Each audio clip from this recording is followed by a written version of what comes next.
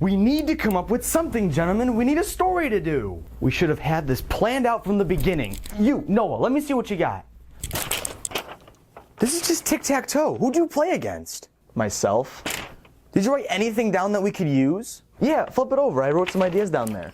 You wrote down carpentry, gas prices, and turkey. What can we possibly do with something like turkey? I don't know. We could do like a Thanksgiving themed story. It is that time of the year again. Noah, you are a genius. That is exactly the story we need. I'll be back. Anyone want to play some tic-tac-toe? Yeah, sure, I'll play. Oh, yeah. You know what time it is. It's time for a Noah history lesson. Noah history lesson. Yeah.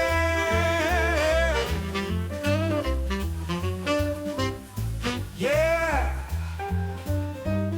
Now this ain't your normal history lesson. No, not by a long shot. You saw the name of the segment. This is a Noah history lesson. So just sit back, relax, and let me talk the ins and outs of how Thanksgiving came to be. Starting off with the Mayflower Voyage. The year was 1620 and a group of English separatists known as the Pilgrims were seeking religious freedom and better life in the New World. So they decided to hop on a big old boat known as the Mayflower and head on over there, because the king at the time, King George I, was just not doing it for him. After a calm and relaxing 66-day voyage through HE double hockey sticks, the Mayflower arrived at what is now modern-day Massachusetts in December of 1620.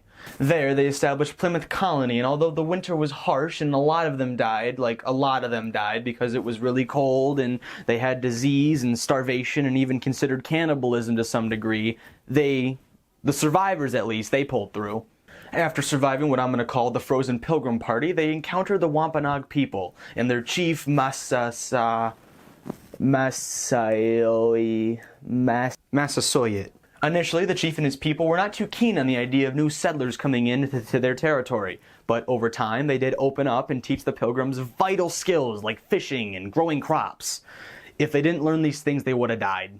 The following year, also known as 1621, the Pilgrims had a very successful harvest, and they had more than enough food to celebrate and express their gratitude, so they invited the Wampanoag people over for a big old feast. The event lasted for several days and included games, prayers, and a shared meal of venison, fowl, corn, beans, and even squash. Wait a second. They got squash?